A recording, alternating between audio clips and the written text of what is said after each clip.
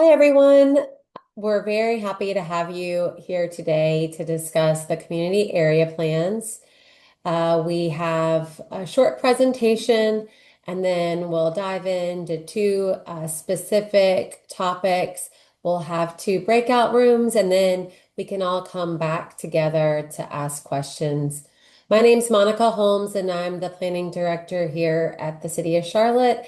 And we hope that you learn today, get some new information, and feel free to ask questions. I want to thank any of our elected officials and planning commissioners who are in the room with us today. We appreciate you. I see a couple of planning commissioners, Andrew and Carolyn. Thank you for making the time out of your busy schedule to be with us today and help support the work that the planning department does. So I'm going to share my screen and go ahead and get started with a quick presentation. Okay, so today we're here to discuss the area plans. This is our second virtual workshop. We had two in-person workshops and really just trying to make sure we get as much community feedback as possible. So let's jump in.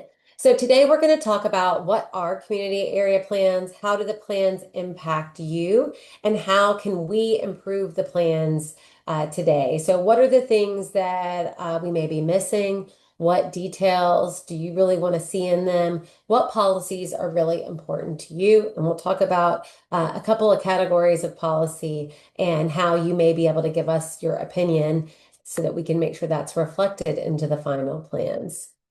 So what we know is that growth is coming. We're going to grow by about 400,000 new residents over the next 20 years and 200,000 additional jobs. So where are those people going to live? Where are they going to work? We're a fast-growing large city, and we want to make sure we are very thoughtful about how we accommodate that growth and how we balance our infrastructure, our growth, affordability, how we take all those factors into account, and we create a plan that is transparent and gives predictability for that growth.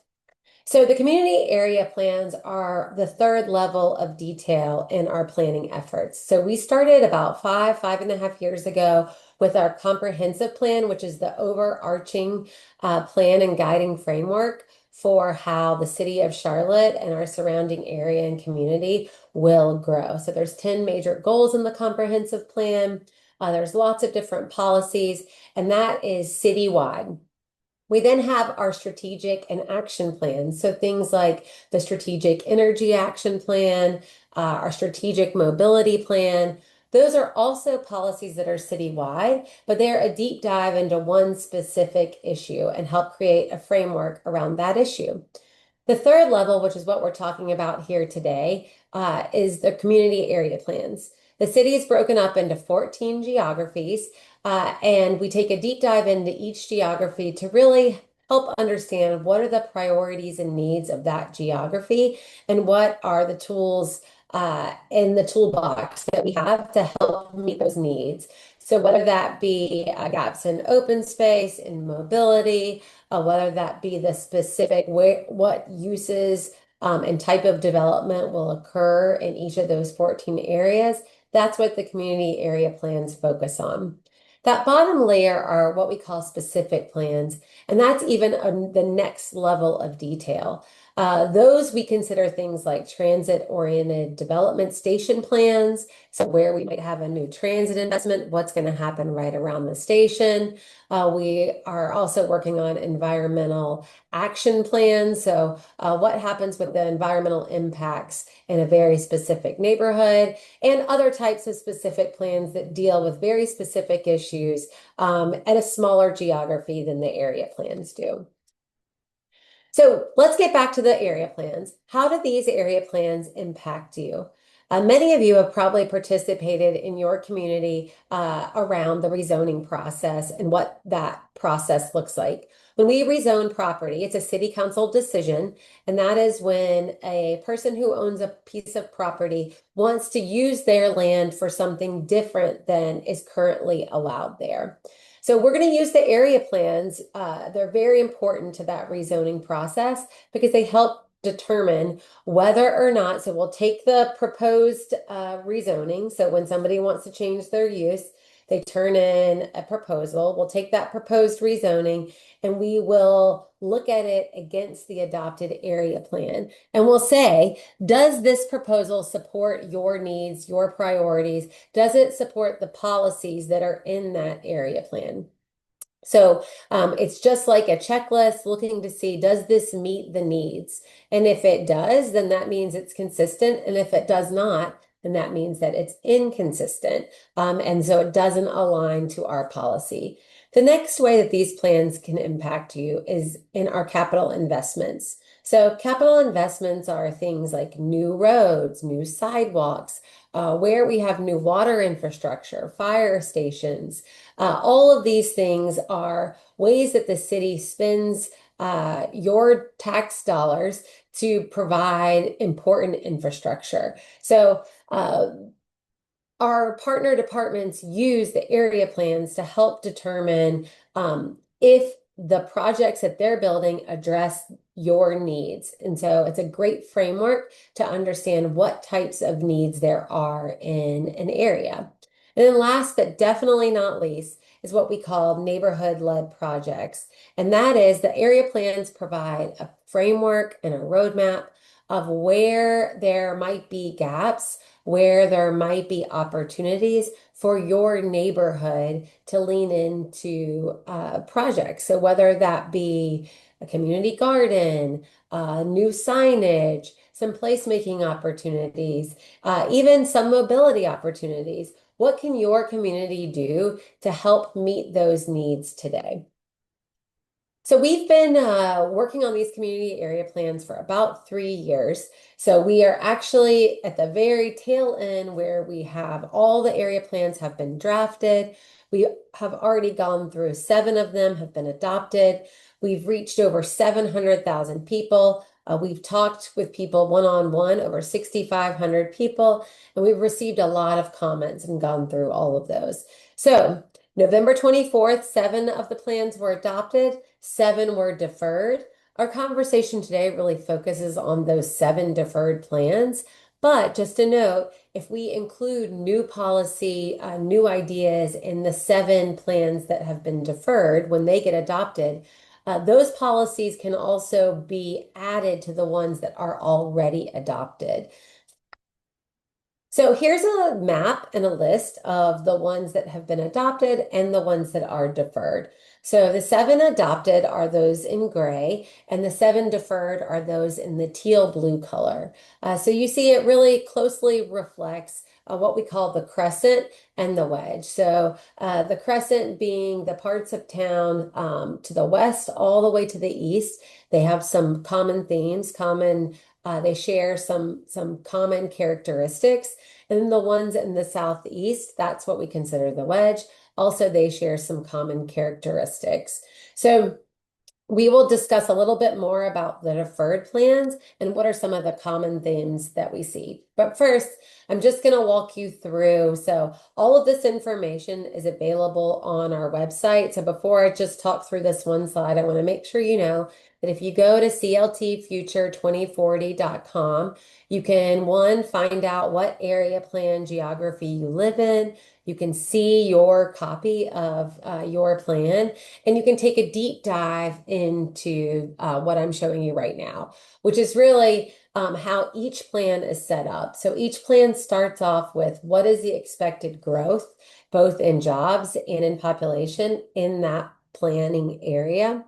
What are the community needs in that area? So do you need more jobs, more housing, more access to goods and services? And then what are the priority goals that are going to help you meet that need? So whether that's getting a more diverse type of job in your community, whether that is making sure you retain the community character, those are specifically priority goals that help you meet the needs of your community. The next portion of this is really what we call our areas for growth. So it shows what areas are likely to change over time and what's likely to stay mostly the same. So you'll see outlined in blue in your community area plan where we expect things to change.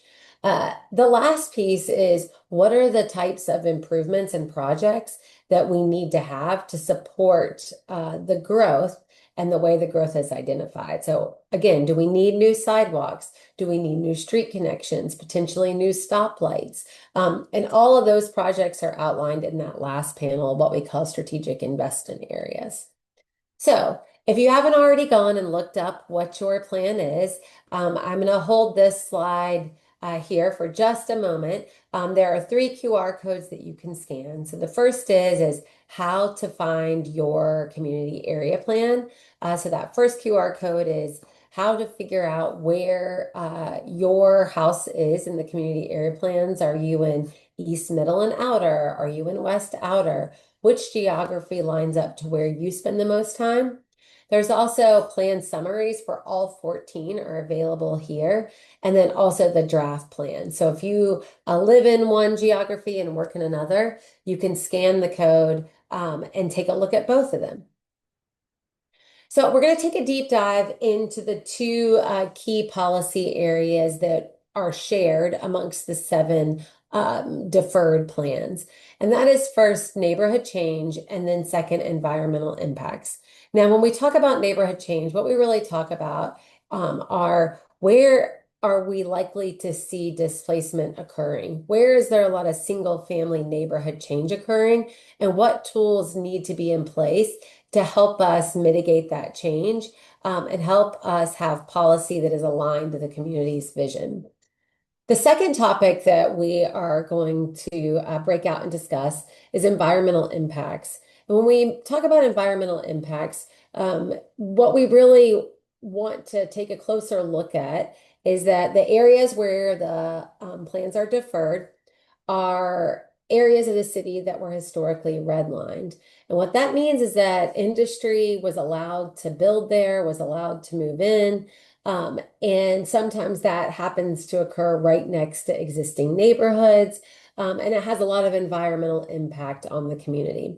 So we want to get some good policy ideas around that and get your thoughts around what's appropriate, what's not appropriate, what are the types of new land uses we want to see that minimize our environmental impacts. So we're going to break into 2 rooms to have this continued discussion.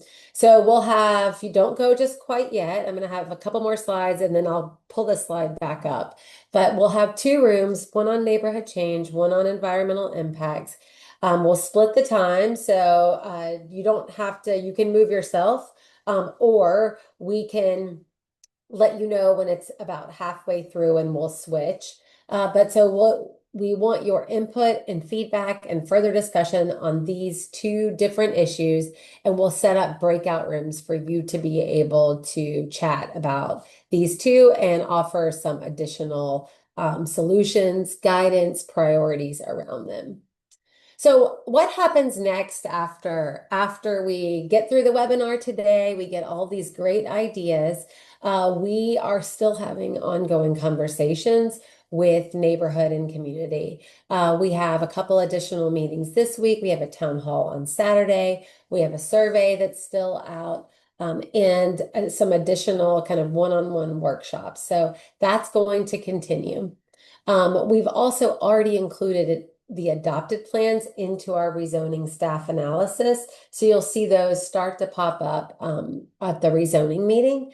And then last but definitely not least is that we will share all of the proposed changes end of this month, beginning of next month, prior to us going to March 5th, Transportation Planning and Development Council Committee, and then March 9th, Action review. And then last but not least, the 7 deferred area plans will come to a city council vote. So, great information. How else can you participate? This is our last workshop, so you can uh, but we still have the survey open, so you can participate in our online survey. It's that first QR code, and you can still reach out to us around the neighborhood meetings. So we'll be available to come and present to your organization, to chat with you about the plan. And you can find all of that information again at charlottefuture2040.com. And then with that, we're going to get into our breakout rooms and make sure we have time for to have good discussion around neighborhood change and environmental impacts. And then we'll come back in here and answer questions, have any additional conversation that you may want. So so what you're going to do now is you're going to select your room. So you can pick either because there will be enough time for you to go to both. So just go into the breakout icon and then select which room you want to go to. And if it's not working, we can also help you make sure that you get in, and we can place you by you just telling us which one you want to be in. So with that, I'm going to pause. Thank you so much for being here today, and we'll get you in the right room. Well, good afternoon, everyone. My name is Catherine Mahoney. Thank you for joining us. In this breakout room, we're going to talk about environmental impacts. Let me share my screen. Specifically, what the plans currently do to help address environmental impacts, and then what else we could add to help better address this issue.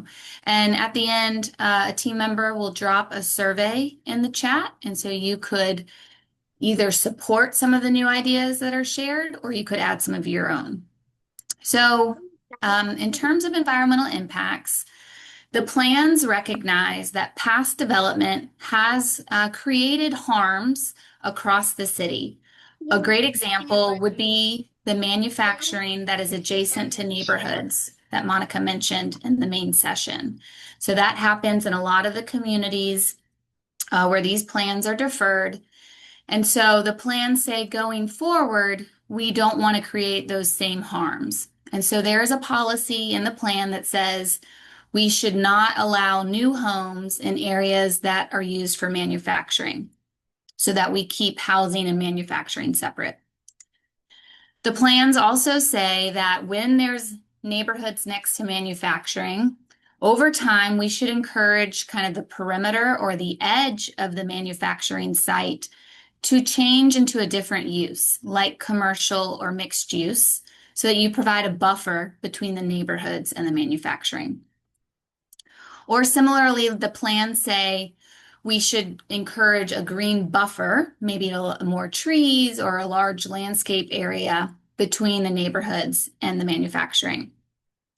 And then finally, the plans say that the city should prioritize or focus a lot of its resources, so that would be money and programmatic support, in areas that are already impacted from past development. So these are the 4 things that the plans currently say to try to help ensure future development does not create more harm. But we know we could add more based on feedback from the community. So we wanted to share some ideas. And then again, if you have any, we would really love to hear from you. So one idea is we could really strengthen that first suggestion or that first recommendation that I shared. Right now it says we shouldn't put housing in manufacturing sites, but we could write the opposite of that and also say we should not allow manufacturing in neighborhoods, right? Or we should not allow manufacturing to encroach upon neighborhoods. So by adding that, we really strengthen this idea that these 2 things need to be separated in the future. We could also add language that would allow us to explore adding more rules for manufacturing sites in the future. especially manufacturing sites next to neighborhoods. These new rules would come from more study or more planning in that fourth level that Monica mentioned. But we would need this guidance to set us up for that idea. The next idea, transitioning edges, it's similar to what I've shared about encouraging a buffer between neighborhoods and manufacturing.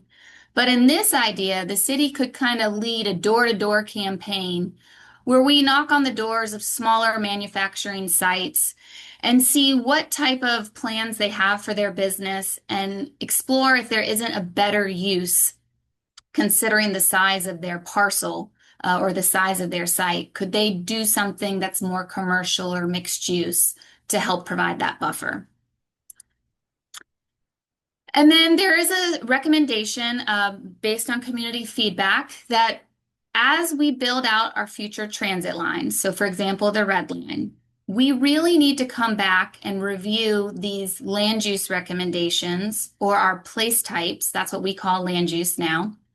We need to review them as the transit becomes closer to being completed, okay? Because the plans right now, they reflect this moment in time, and we know that conditions change. So as we get closer to building that red line and putting it into service, we want to make sure we come back and look at the land use recommendations along that corridor.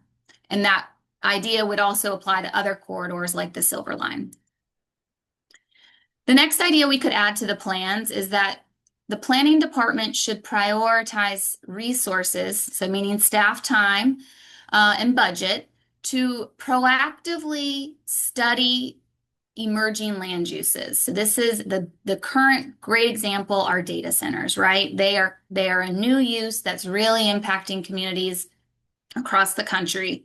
And so as these uses are emerging, we should be studying them and providing guidance about how they should be, where they should be built and how they should be designed in Charlotte to make sure they do not impact our neighborhoods. And then the plans talk about prioritizing city resources in areas that are impacted. We've heard that the city should specifically prioritize dollars to plant more trees in areas that are impacted. And so that's what's this last idea. And then, as I said, we suspect that you all have other ideas as well, and we would really love to hear from you. So I'm going to ask my team member to drop the survey in the chat. You can do two things. You can both support or vote for one of the ideas that we have put out there based on community input and staff coordination, or you could share a new idea for consideration to be added into these plans. So that's what I have to share today. I'm happy to answer any questions or have a conversation with the remaining time that we have. If you have a question, just come off mute and share it, please.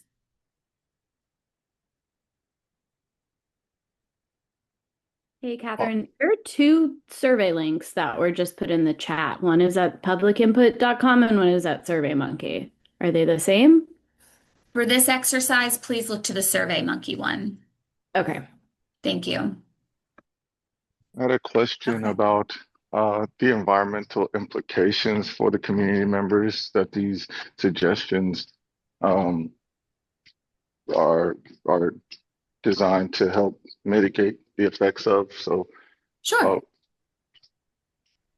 can you talk a little bit about what are the risks that these suggestions are designed to mitigate?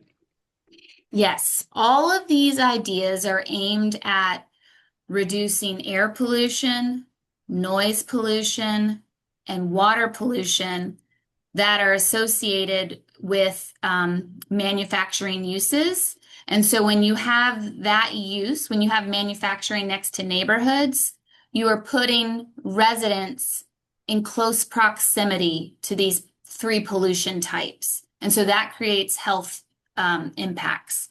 So the goal here is that by separating these uses better and mitigating kind of the impacts of manufacturing on neighborhoods, we create a healthier environment for our community members. Does that answer your question, Colin? Yes, to an extent. Are there any aspects related to socioeconomic status or race related to some of these areas also? Well, the plan does think about socioeconomic and race relations, and that really starts at the comprehensive plan. So if everyone will give me a minute, I'd like to explain that when we were developing the comprehensive plan, the core message we heard from the community is that past development has not benefited everyone, specifically communities of Black and Brown, where the long-term impacts have been socioeconomic kind of burdens and lower ceilings. So the comprehensive plan says that we want to make sure everyone benefits from future growth. And what we mean by that is we want to make sure we create housing choices across the city, so not just in one part of town. We want to make sure we create job opportunities across the city. We want to increase access to daily needs like grocery stores and daycare centers. And then the fourth would be reducing these environmental impacts, because we do have more environmental impacts in the areas that have been underinvested in or redlined over time. So that concern of socioeconomic burden and impact is kind of baked in or considered at our highest policy level. And then what you're seeing today is a continuation to advance and further that priority. Thank you. Catherine, Mhm. we have one more, we have time for one more question. Thank you, Tolu. I have my hand up, Catherine. Hi, Ms. Marshall. Hi there. I want to know, will the I-77 toll roads lanes be considered a Pacific plan when you all get to that, to discuss that? How will we begin to address the environmental impacts of that? That's a big topic now, but I just want to know. Yeah, future. that's a great question. So that is a project. That is not a plan. Now, let me say this. Because that is a project, that it's a project that comes out of the state and the CRTPO's Right. long-range plan. Mhm. So that has been identified and studied in other planning efforts.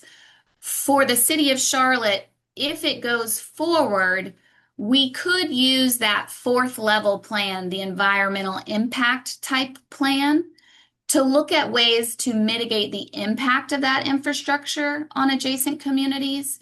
But that plan would in no way be able to stop that specific project.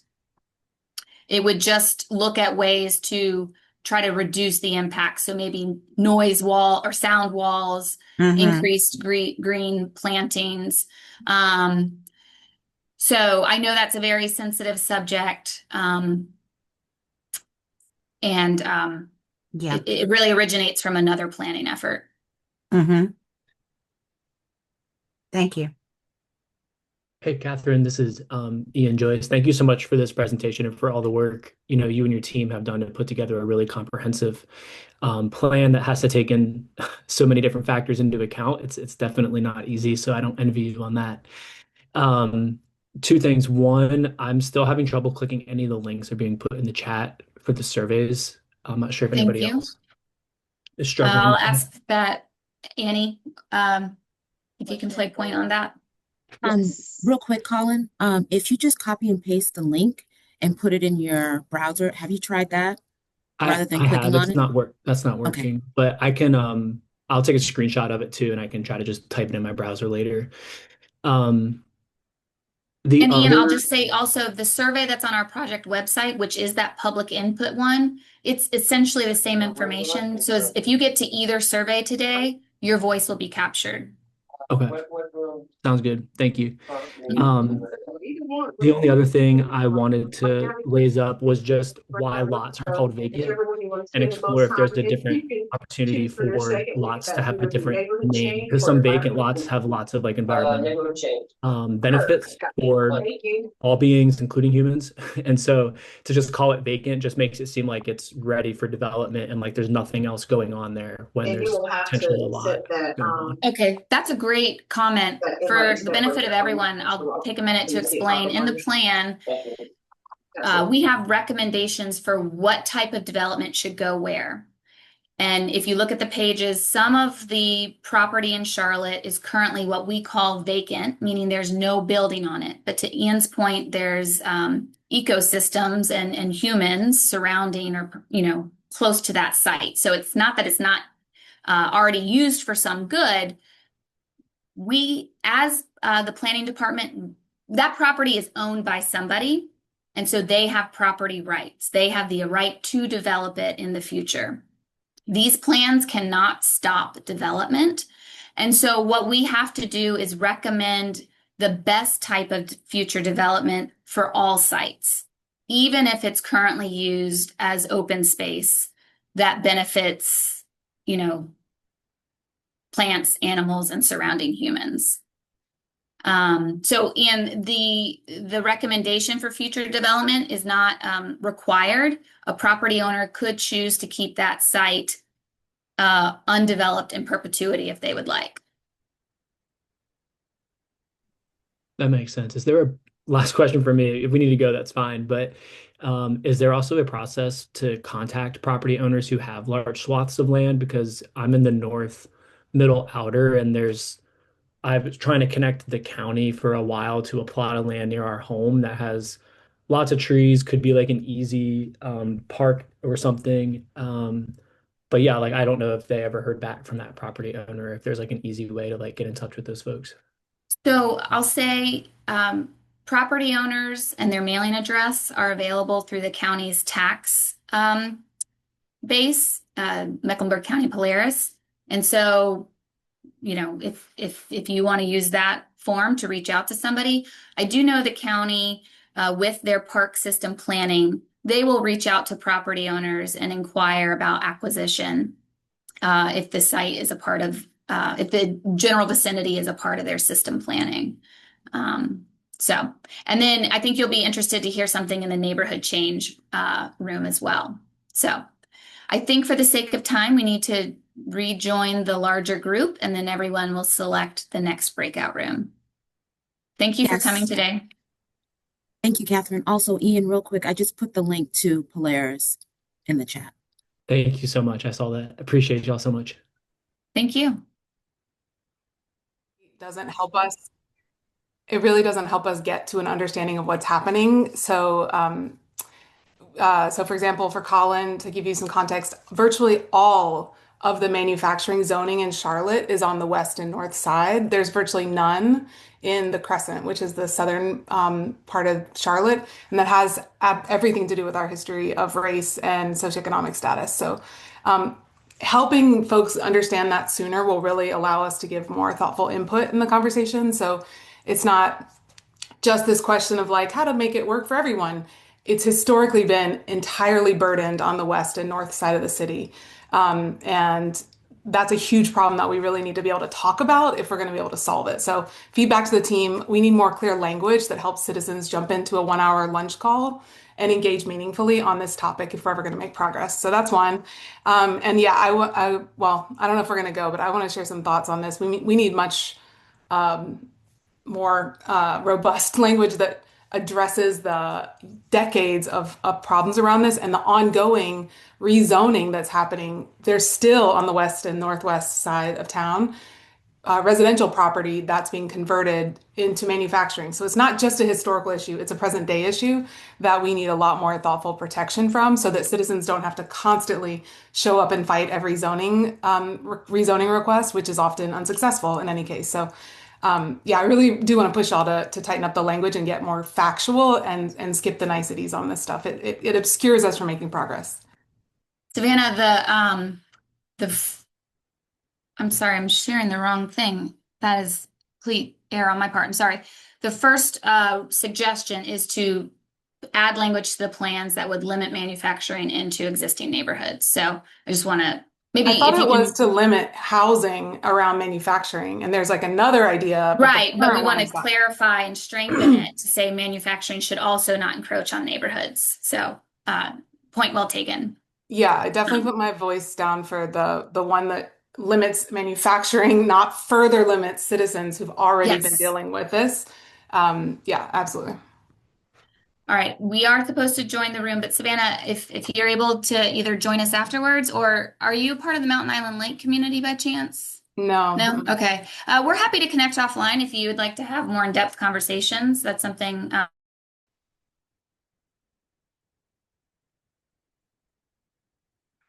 Okay. Looks like we have a good portion of everyone back. So let's go ahead and open up the second breakout room for you all to choose which you'd like to go into. And again, if you have any issue with choosing, you'll just type it in the chat. Our staff is available to. Hi, everyone. Hello. Now, let me share my screen real quick.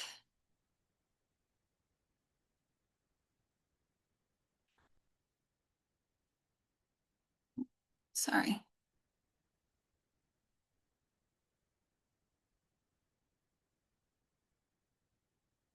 Okay. Tolu, you're seeing the agenda for this room, right? Yes. Okay. Good afternoon, everyone. Thank you for joining us today. My name is Catherine Mahoney. In this room, we're going to be talking about the environmental topic that Monica queued up in the main session. Specifically, we're going to talk about what the plans are currently doing to try to reduce environmental impacts across the community. And then what are some other what are some other language we could add to the plans to really strengthen this effort and reduce impacts in the future? And then after I share these ideas, there will be a survey in the chat. You can either support some of the ideas or also add any that you might have, because we believe that there are probably other ideas from the community that we could incorporate. So, looking at what the plans currently do. The plans recognize that past development has created environmental harms. And the best and easiest example is manufacturing that is very prevalent in the west and northwest part of our community. Monica talked about this, that manufacturing is there in part because of redlining and other unjust policy decisions. And it's not only there, but it's there and next to neighborhoods. So the plans talk about how these two uses next to each other create health impacts and other environmental impacts, and we do not want to do it going forward. We do not want future development to create similar types of impacts. So what the plans say is within areas that are currently used for manufacturing, we do not want to add any homes because we would be putting new residents or future residents in harm's way. So that's the first thing the plans say. Next, the plans say that when we do have this condition of neighborhoods next to manufacturing, we want the edge or the perimeter of the manufacturing site to become something different, a commercial type of use or a mixed use development to create a buffer between the neighborhoods and the manufacturing. So the plans say that. They also say if you can't change the development type, you could create a larger green buffer, maybe increase like forest or tree area or a larger landscaped area between the neighborhoods and the manufacturing. And then finally, the plans currently say that the city should prioritize a lot of its available dollars for this issue and focus its programmatic support or the programs that would help improve this condition. We should focus those resources in the areas that are already impacted. Again, recognizing that these areas should have never been impacted and we need to help improve conditions as soon as possible. So that's what the plans currently say. And we would like to add some additional language to help further this idea. And some of these ideas come from community feedback, also staff coordination. And again, we believe you all could have other ideas that we should be considering. So the first new idea we could add to the plans is a complement to that first policy that I shared. So the plans say we should not add housing to manufacturing areas, but we could write the opposite of that and also say you should not add manufacturing to existing neighborhoods. All right, so this really helps strengthen the idea that these two uses need to be separated and we do not want to see them next to each other in the future. Similar to the idea of creating a buffer or space between these two uses, in the future, through further planning and coordination, this would be that level 4 planning that Monica mentioned, we could explore adding more rules for the manufacturing sites that are next to neighborhoods. So we could add additional regulations or additional design standards that really help reduce those noise, water, and air impacts that come from manufacturing sites. Similar to the idea of trying to change the development type between neighborhoods and manufacturing, the city could do kind of a door-to-door knocking campaign for manufacturing sites that are smaller. The smaller sites are less viable in the future based on current manufacturing standards. And so it would be worth staff time to go knock on doors and have conversations with these property owners to encourage a different use for those sites in the future. The next idea, land use reviews. We have two main transit corridors coming online within our lifetime, the Silver Line and the Red Line. This idea came from community, and it says that when we get close to completing those lines, when they get close to being in service, we really need to come back and look at the land uses, or we call it place types. We need to look at those recommendations along that corridor and make sure that they reflect, the future conditions. These plans reflect a moment in time and can only do so much. And so this would commit us to revisiting those place type recommendations along these very important corridors as they get closer to operation. The next idea is that the planning department should really prioritize its resources, so that would be staff time and budget, to stay on top of and proactively research emerging land uses which would have environmental impacts for our community. The best example here are data centers. This is definitely a new use that's impacting many communities across the country, and we should be spending staff time to develop recommendations about where these land uses are appropriate and how they should be designed in a way not to impact our neighborhoods. And then we talked about prioritizing city dollars in areas that are impacted. We have heard specifically that we should prioritize dollars to increase the tree canopy in our areas that are impacted. That would help reduce some of the air and noise pollution and water. So those are some of the ideas that staff has heard from community and worked to develop interdepartmentally. Again, we really think you guys probably have some great feedback, and we would love to hear that from you. So a team member is going to drop a survey in the chat. You could vote for or support one of the ideas that's been shared. You could also add your idea there. And then I'm happy to have a discussion, answer any questions, or just hear your exchanges between one another with the remainder of our time. So if there's anything you want to say or share, please just come off mute.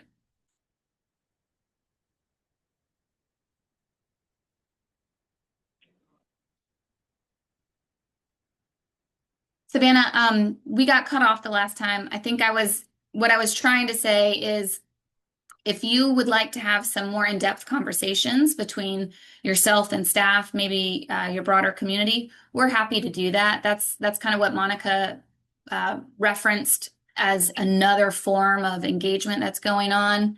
If there's a neighborhood, specifically if you have language recommendations, like if you look at the environmental justice policies that are currently in there, and you think, okay, I like the idea, but if you revised it to say this and that would be so helpful right now.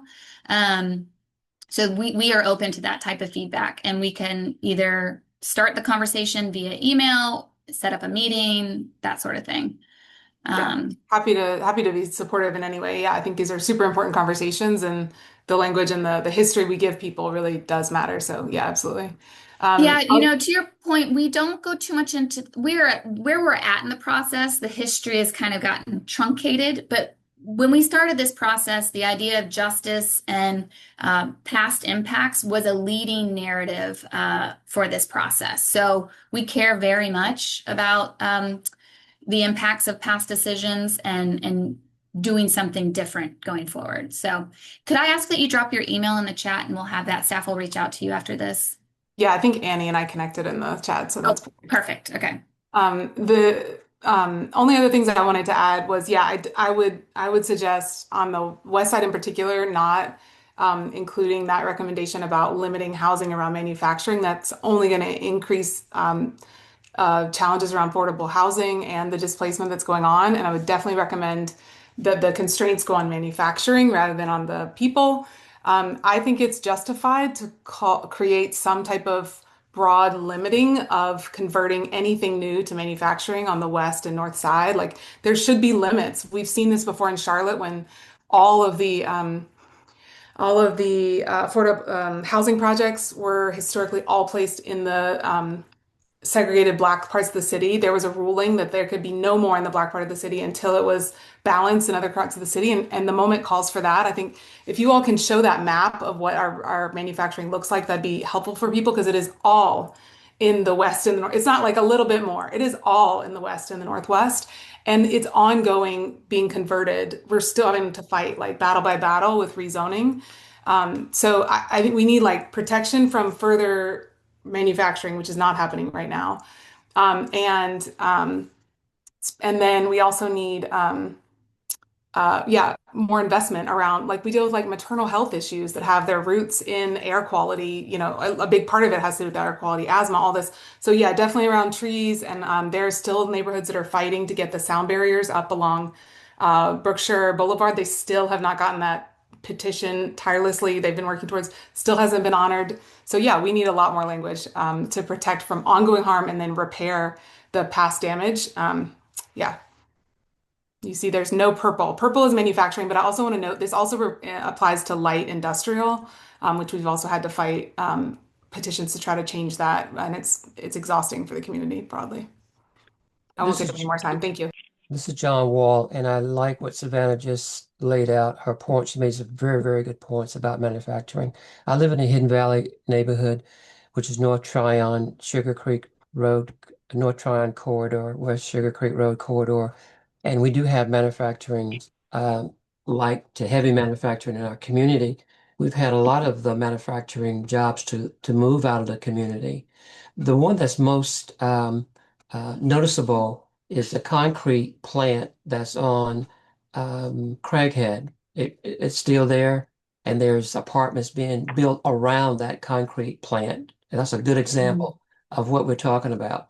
But my point is, going forward, there is this argument for landowners can do what they want to do on their land. They should be they should be able to develop it the way they see fit. And I think the North Carolina legislature support that argument. On the other hand, community and neighborhoods uh, do not have the resources to adequately advocate for the preservation, the maintenance, and the correct development that they like to see in their neighborhoods. That's an ongoing argument. The lobbyists for the lawyers and the lobbyists for the landowners and developers, they have all the resources. Right now, they have the upper hand in Charlotte, and that's obvious and evident by all of the apartments that you see that's being built around the city. Whereas the neighborhood would say, well, we don't want any more apartments. Let's build something other than apartment buildings.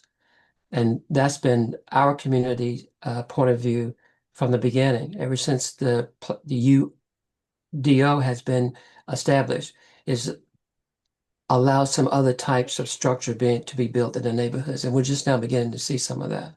But until that imbalance is addressed between the landowners and the developers versus the neighborhood and the residential owners. There should be a mutual oversight in the planning committee in the city of Charlotte to see that those balances are in check. And that's my point. Thank you. Thank you, Mr. Wall. I see a prompt that's just popped up, so I don't know if I have time to summarize. Is that right, Annie? Or is there another burning question? I heard Mr. Wall to say that there needs to be more of a check on this imbalance between property owners and neighbors, and also more housing options, which the more recent policy is trying to support. And I also heard Savannah to say limiting any new manufacturing on the west or the north, which what I will say is the yellow on the map is. Okay. Good afternoon again. My name is Gretchen, and I am part of the planning team. I will be walking you through a facilitated exercise today. I'm going to share my screen.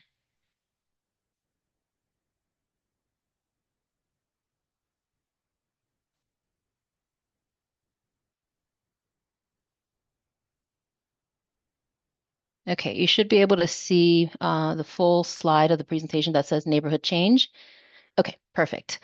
So this facilitated exercise will concentrate on neighborhood change topic. I will walk you through what's currently in the plans that relates to the neighborhood change topic. I will then walk through some suggestions that we have heard throughout this last several iterations of the plan, and then open it up for discussion so that we can get your input. This is your opportunity to give us your feedback and share your thoughts. If there is something that we don't have in the suggestions, we'd like to hear that today. So the first couple slides are walking through what the buckets of policy that are currently in the plans, in the draft plans. The first bucket is respecting neighborhoods. So this talks about new buildings added within existing neighborhoods should fit the look and feel of the area. The next bucket of policy is rezoning with purpose. And this really talks about when there's a rezoning in a low density neighborhood, and that's where homes are not close together. The city should consider things like the average lot sizes, the street frontage, and then the location of the property where the rezoning is being proposed. The third bucket of policy is talks about growing where infrastructure can support the growth. And this basically talks about most new development should happen along major roads or in mixed-use centers and not necessarily inside of established neighborhoods. This is intended to protect the character and fabric of existing established neighborhoods. So what else should we do to protect neighborhoods? Now, the next several slides are intended to convey to you the suggestions that we've received so far. And so what we'd like to know is your thoughts on the suggestions. And then if you don't see anything that you either agree with, we would like to know what that is. If you would have disagreement with what we've heard so far, please let us know as well. This is intended to be your opportunity to speak up and give us feedback. So the first bucket of suggestions that we've heard centers around maximum height, and this talks about lowering the maximum height of new homes so that they match the average height on the block where they are being proposed. And this is essentially when it's allowed by state law. The next bucket talks about triplex buildings, and this talks about allowing triplex buildings only on major roads instead of allowing them anywhere in the neighborhood. Again, when allowed by state law, and this again is intended to protect the fabric and character of existing neighborhoods. This third bucket is respecting neighborhood character, and this policy language would encourage new homes that fit the neighborhood character by speeding up their permitting process. So what that looks like is if there's a development that currently fits the neighborhood character, we would essentially speed up that permitting process or write policy that would allow for that to happen. The fourth bucket is a voluntary development limits, and this is essentially creating a policy that would allow a program that lets residents place limits on future development on their property, such as lowering the allowed building height. And that is that would be a program that the city could be a party to. And then the last one is demolition delay, and this talks about creating a demolition rule that slows or delays tear downs, again, intended to protect the fabric of existing neighborhoods. So we'd like now for you to share any additional ideas that you may have. We'd like to specifically ask, do you agree with the suggestions that we've heard so far? Do you disagree with them? Is there anything that we've missed that is not on the screen that you would like to include? So I'll stop talking and then open it up for discussion. If we can ask you to raise your hand, and then we will call on you just to keep some order in the chat. And I'll let you know, Gretchen, there is a question in the chat regarding, it may be for environmental impacts, but we'll see West End along with Wilkinson Boulevard has seen manufacturing and industrial concentration that has had health impacts on the local communities. How was the CAP addressing that change?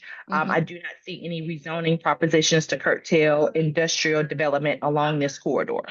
So that was that question. Yeah, thank you. That does sound like an environmental impact question. So what I will do is I will invite you, once we get to the 20-minute mark, you will have an opportunity to switch breakout rooms. And so that question could be directed in that breakout room. So I hope that answers that.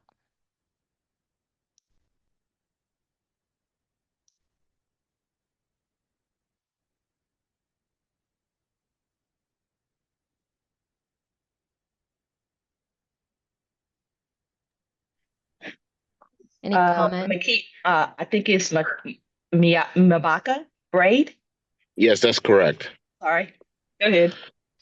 Maybe another suggestion is that when developers are developing a certain amount of substantial property in your neighborhood, that they should engage with the neighbors and at least explain, because we have in our neighborhood, things are being developed, triplexes, duplex, a slew of duplexes, and there was no sharing of the plan with the neighborhood or even engaging with the neighbors.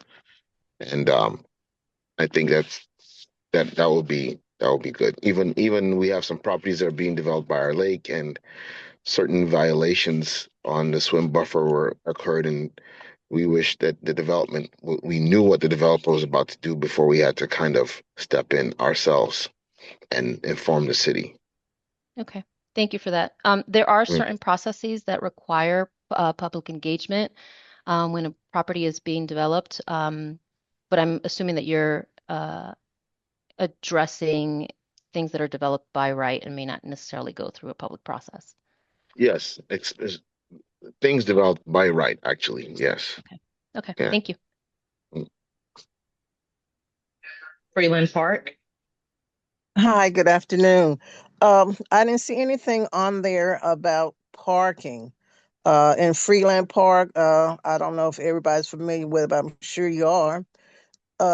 We didn't have problems with duplexes and triplexes because we got the multi-unit from 80 up to 400, 500 surrounding a residential neighborhood. So only thing so we're having one of the problems is parking. And I just saw recently on the news that something had already been built with 80 units and only 50 parking spaces. So the idea that you all are having that Charlotte's going to be less cars, that's a long way coming. So that needs to be addressed because in our area, the plans were approved by, or saying they were consistent with the policy, and that was, by the decision of planning and zoning. Then you all pass it on to the city council, and they approve based on what has been told to them by staffers, and then it's not accurate. It's a problem. And from what we see, from my own experience, is that the decisions are being made by others because no one is actually listening to the residents when we say that this won't work, because it's already been decided that, oh yeah, it's a good thing, but it's really not. So that parking is really a major issue. We have people that don't have a place to park, and then they are getting in confrontations with the long-term residents. So this is a big problem, and that's why I came on here, because I want what has happened to our neighborhood is not going to be able to be undone, but it was by the decision of other people who don't live in the neighborhood that made those decisions. So going forward, if you all would be more considerate and think all the way through to the end and not just at the beginning that, oh, this is going to be a good idea and for the city, but it's not a good idea for the homeowners or the residents who've been in that area, then they have to deal with all the negative after it's done. But I didn't see anything about parking, so I wanted to definitely bring that out because apparently that's not a big concern. Well, thank you for that comment. And I would say that parking requirements are specifically found in the Unified Development Ordinance, which is the set of regulations that comes from the policy that we create via the comp plan and the community area planning process. But I do hear your concern, and thank you for sharing that. Carolyn had your hand up. Did you still have a question or? Yes. Just real quick, Gretchen, anything in here now with the ADUs, like I was looking at your triplex buildings and how that's in there. Is there any updates or anything about the ADUs? Not specifically for ADUs, but if that's something that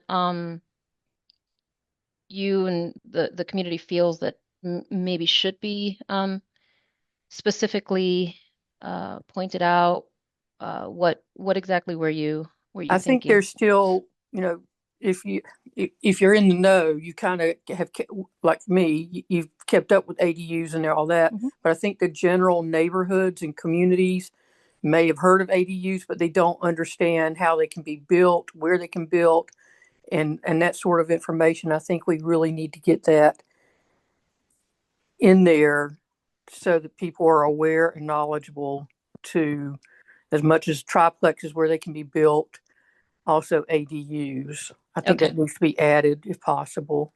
Okay. Thank you. Thank you. There's a comment question in the chat regarding but they think that the blue line brought this gentrification and displacement in historically underserved communities.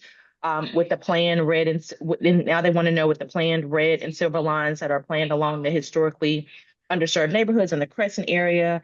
How are the caps ensuring protecting existing neighbors from future gentrification and displacement? I don't cats person in there, but you may be able to take it, Gretchen. But if not, Yep. we could get an answer. Oh, go ahead. Gretchen, Yeah, if you go ahead. want me to take this, I can. Yes, thank you.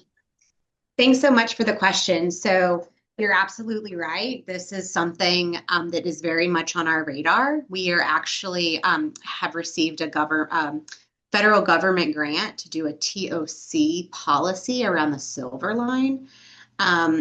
So TOC, transit oriented community.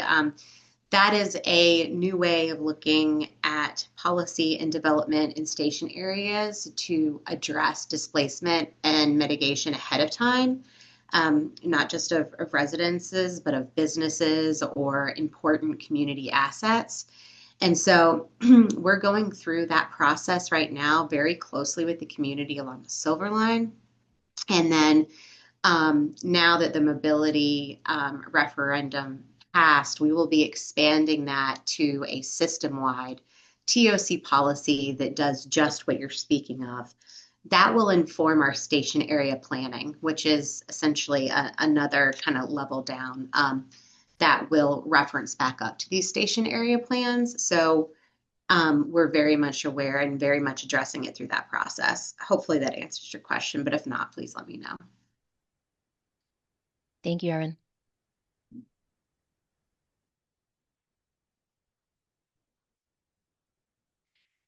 Any other questions? I think we have like 3 minutes left. Any other questions or comments? We really just want your input. This is Johnny Wall, Hi, and Johnny. my neighborhood change is the topic that I see here. The maximum height, triplex buildings, respect character, voluntary development limits, demolition delays, etc. My comment is I have seen, and I live on North Tryon, West Sugar Creek, in the Hidden Valley neighborhood, and we have been encapsulated by apartment complexes. These apartments have been surround the community, and what we're experiencing is increase in the traffic and just a more heavily density in the area. So those are some changes that the community or my neighborhood is having to deal with. And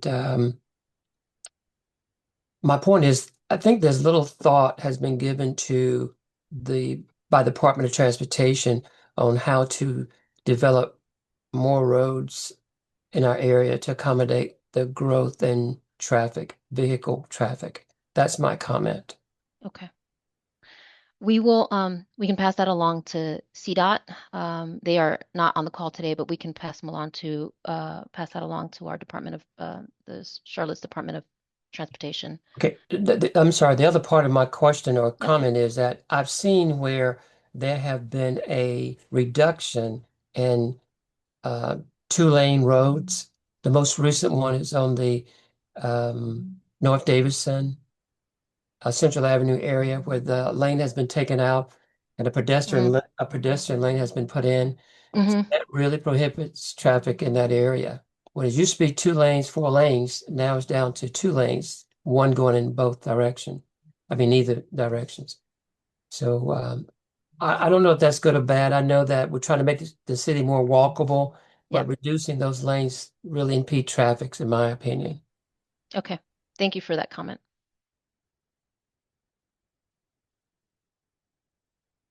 Donata, how are we doing on time? We're closing out. There's a survey link in the chat for everyone to take the survey. And while we're about to end, there was one more question that talked about Charlotte Mecklenburg schools and how the neighborhood changes will impact schools, and are the plans development more are there plans to develop more schools or renovate existing schools? I'm not sure how y'all have tied these to CMS's long-term planning. Yeah, so we do. So CMS does their own long-term planning for what schools are needed in terms of demand.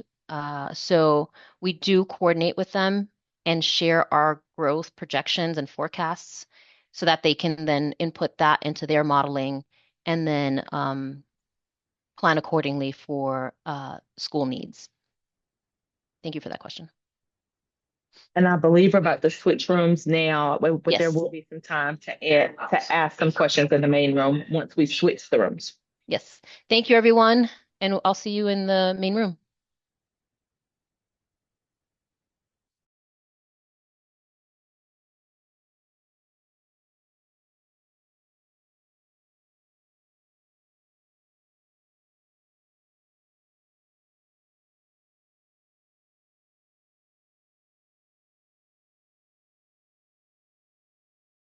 And Gretchen, I don't know if you want to address in the main room sidewalk lights. I don't know exactly how that works.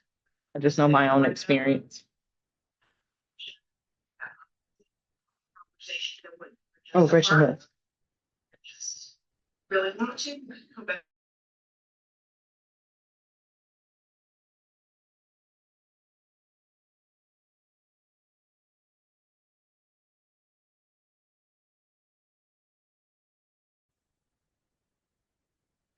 Okay. Looks like we have a good portion of everyone back. So let's go ahead and open up the second breakout room for you all to choose which you'd like to go into. And again, if you have any issue with choosing, you'll just type it in the chat. Our staff is available to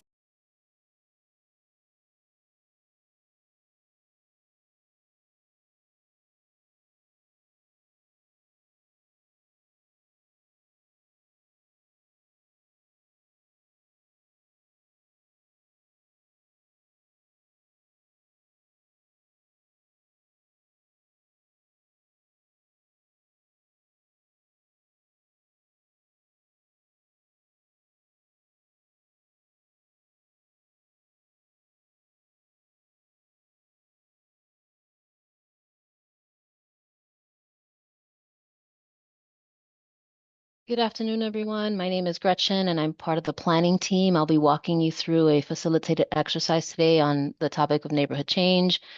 We'll walk through what is currently in the draft plans, then we'll walk through some suggestions that we've heard so far through this iteration of the plans, and then we'll open it up for discussion. The point of today's exercise is really to get your input and to understand whether you agree or not with the suggestions that we've heard so far. And if you don't see anything on the screen that reflects what your thoughts are, you can share that in this setting. So at the end, we'll also give you a link to complete a short survey, which is essentially the material that you've seen today.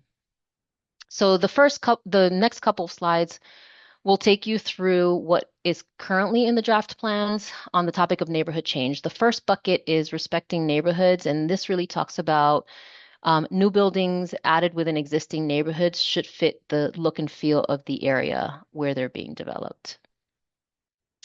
The next bucket of policies talks about rezoning with purpose, and this is essentially saying that when you're rezoning a property in low density neighborhoods, so where homes are not close together, the city should consider things like the average lot size, street frontage, and then the location of the property where it's being proposed. And then the third bucket talks about growing where infrastructure can support it. So this is essentially saying that most new development should happen along major roads or in mixed-use centers and not inside established neighborhoods in order to protect the fabric and the character of neighborhoods. So the question today is, what else should we do to protect neighborhoods? The next several slides will show the suggestions that we've gotten so far in order to write policy that protects neighborhoods. And the exercise is essentially whether or not you agree or if you have any additional thoughts. So the first sort of bucket of suggestions that we've received is around maximum height. This talks about lowering the maximum height of new homes so that they match the average height on the block of where they're being proposed when allowed by state law. The next bucket talks about triplex buildings, and this is allowing triplex buildings only on major roads instead of allowing them anywhere in a neighborhood, again, when allowed by state law. And this is, again, in order to protect the character and fabric of existing neighborhoods. The third bucket talks about respecting the character itself, and this is encourage new homes that fit a neighborhood character by speeding up their permitting process. So what that looks like is if there's a permit for a development that's being proposed and that permit fits the neighborhood character, that development fits the neighborhood character, we would essentially speed up their permitting process. This fourth bucket talks about a voluntary development limits, and this is we would write policy to create a program that lets residents place limits on future development on their own property, such as lowering the allowed building height. And this is essentially this would create a policy where the city could be a party to it. And then the last one is a demolition delay. This talks about creating a demolition rule that basically slows the tear downs of existing structures.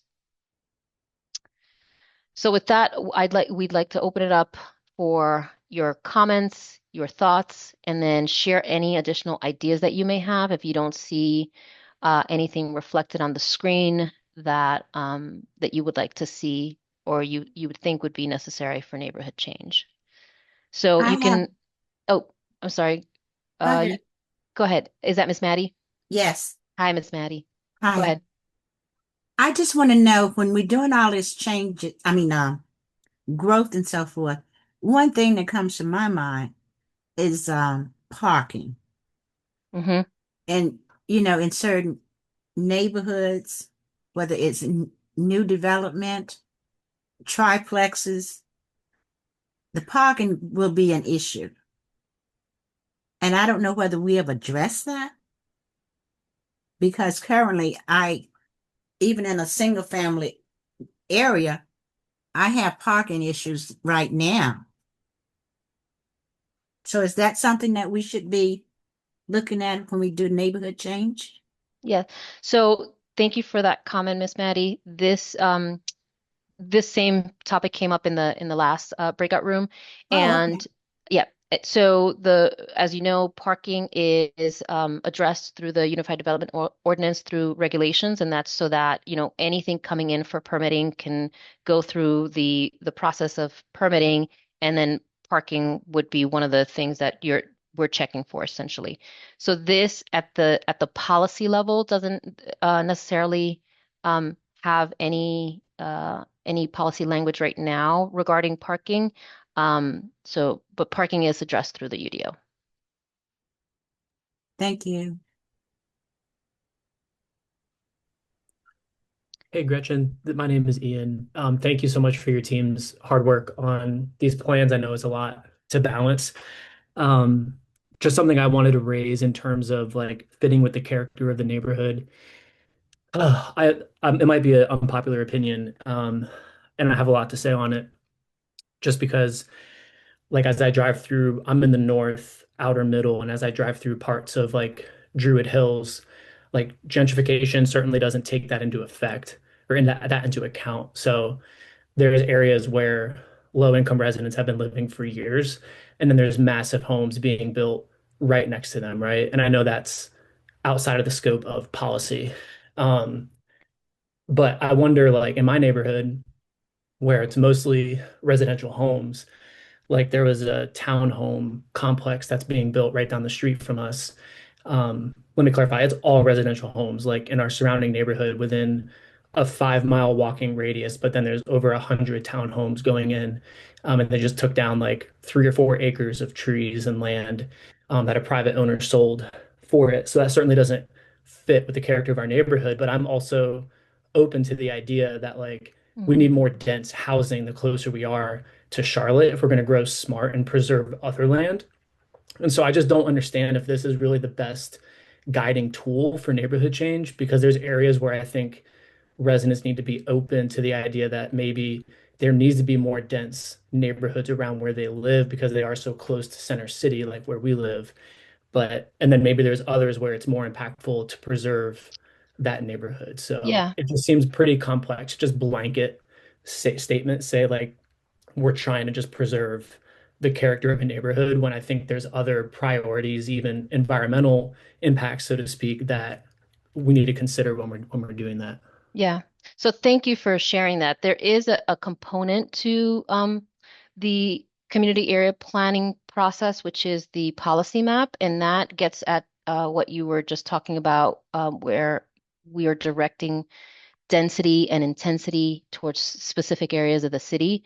That is the policy map, which is essentially the land use component of the comprehensive plan. And that really gets at where we want to direct a lot of this growth and change that's happening in order to accommodate the jobs and the residents that are moving into Charlotte. So you're not entirely wrong in what you're sharing. Um, this specifically, the policies that we've been talking about are specific for areas like established neighborhoods where it's typically lower density. But yes, you're correct in that we would like to, the way that we balance the growth and protect neighborhoods is directing growth towards the activity centers. like Center City, like South End, and along corridors. Does that answer your question? Yeah. Or yeah. Okay. Thank you. Mhm.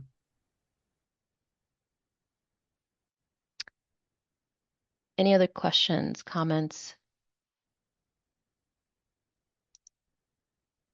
When you talk about the demolition delay, explain a little bit more about that. How long will this last? I think the process should be delayed because when you're in established neighborhoods, people will come in and basically purchase the older home just to demolish it. Yeah.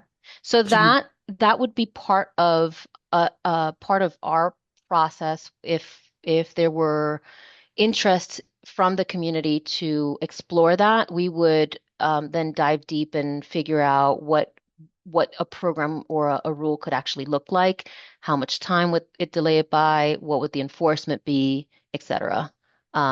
This is just some general ideas that we've heard, and we wanted to float it to the community to see if there was a broader interest, essentially. But that's a great question, Miss Maddie.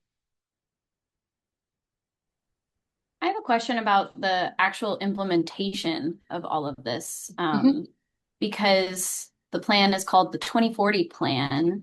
And, how is this actually going to be rolled out? I know that, I live off of Matheson, right on the corner of Plaza, and some big trees went down on the corner to put a Valvoline like oil change business in that corner, which, if I'm looking at the plans right, like that probably wouldn't have happened once this plan was implemented because it's saying we're not going to encourage auto related businesses in this because that's like a community activity that's like now highlighted. It's on the Plaza and Matheson little area.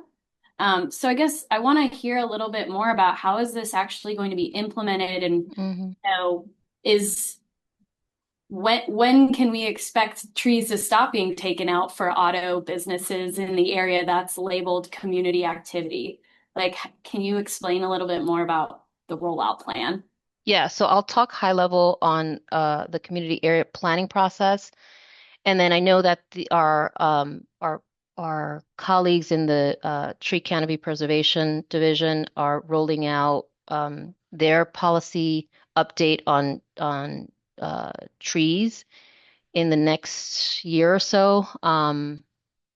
So high level, the community area planning plans have an implementation strategy that ties each policy that's created in the plan to an actual department or a division. And then that looks at specific programs that either exist or would need to be created in order for the policy to be carried out. This is not just a planning department plan. This really encompasses all of the departments and divisions within the city. And so each either department or division would have a role in being able to implement the plans. On the tree preservation side, I know that they're rolling out updating their tree preservation, and I'm probably getting the name wrong, but their tree preservation policies to address things that they've heard ongoing, tree preservation being one of them, and in the scenario that you've described. And if you need further information on that, I can get you in contact with our colleagues in the tree canopy division. But I hope that helps answer your question. You're right in noticing that there's a lot of policy in here, and the implementation doesn't happen overnight, and it doesn't happen through just planning department alone. And we've got a 1 minute warning. And Okay. Gretchen, if you can send that preservation information to Claire and to Ian Joyce too, that'll be great because he had a similar thing that happened in his community. Okay. Sounds good. We will email you with those contacts on to the email that you've used to register for today. Thank you, Gretchen. Yes, thank you guys. Thank you. All right. Thank you, everybody.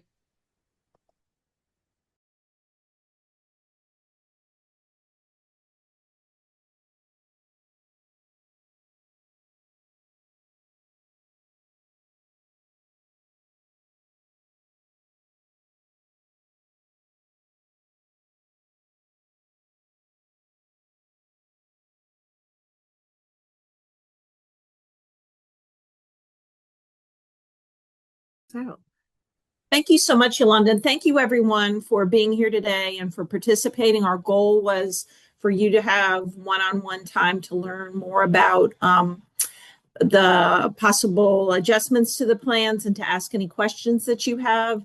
If there were any questions you weren't able to have answered, feel free to put those in the chat and we'll connect with you after this meeting.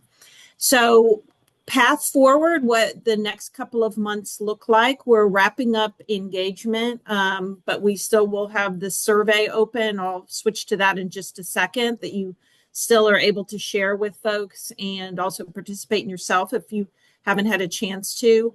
We're taking all of this great feedback that we've received and assembling it in terms of some proposed changes to the plan that, as Monica mentioned, will be included in both any plans that have not been adopted and are, or those that were previously adopted.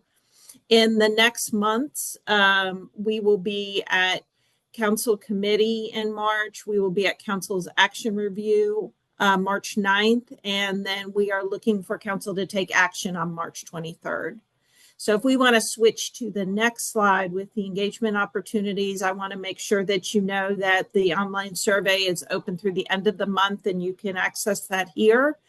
And then also, as Monica had mentioned, we have a community area planning roadshow that we are able to bring to existing neighborhood meetings.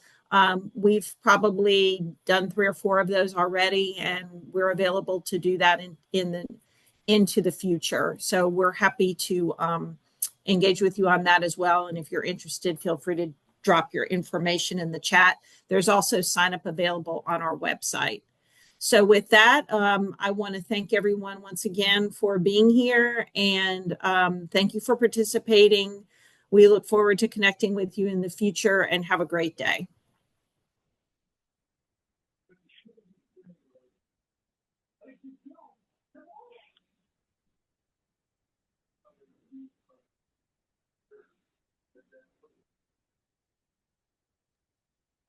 Kathy, it appears we have one question that came through. And it's about the Any issues or challenges? I see that from Ms. Marshall. Any issues or challenges with the current adopted plans? We have met with a couple of neighborhood organizations or community organizations on very specific adjustments that they were looking for in the plans. We have proposed changes for those. We will bring those. All of the proposed changes will be made available on our website like we've done with the previous plans. And we feel like we've reached consensus on many of those. So we look forward to bringing all of that to Council May 23rd. Thank you for asking that question, Ms. Marshall, and thank you for being here today.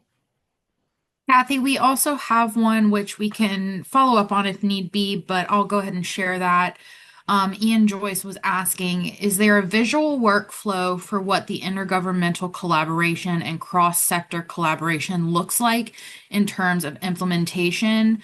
I know there's a lot of moving parts, and what are the best ways for residents to continue being engaged once CAP is passed for the 7 areas? What about areas where it's more challenging to organize neighborhood associations, etc.? Great question and multifaceted question there. So yes, there are a lot of moving parts, but I'll direct you to 2 different areas. One is the implementation section of each of the plans, which kind of outlines next steps in terms of capital investments. And there's a variety of different ways those can happen. Plans are also implemented by the private sector. Oftentimes the way you might see that is through the rezoning process. Our goal is to update the implementation plans as we move forward. So that is one way, but another way is also to connect with our staff through the Community Area Planning Roadshow. And last question about new developments and they said they often forget street lighting and block the existing light, whether it's the moon or actual lights. How are the street lighting being implemented into the caps? So street lighting is more of a regulatory type issue. So it is addressed in the Unified Development Ordinance. So these are the policies, the vision for the future is addressed in the area plans. And then specific requirements or the rules as to how you develop is addressed in the Unified Development Ordinance. I don't know the specifics around that, and we can get back with you if needed, but I will say that I know that both of those issues are addressed through requirements in the Unified Development Ordinance. Kathy, there was one more question earlier about the rezoning process and a concern about it exhausting community energy for opposing every rezoning that pops up that is inconsistent basically with community area plans and the 2040 plan. Can you explain how, that state requirement for public hearings and it being basically the residents' right to go before council and express their opinions? Sure, there's multiple touch points in the rezoning process, which is separate from the community area planning process. Happy to engage with folks on that, but there is a community meeting typically held, and there's a public meeting requirement. You're always available. You're always able to go speak before council on any issue when they have public comment nights as well. But if we need to follow up with you specifically on that, happy to do that. And also that is part of the Community Area Planning Roadshow.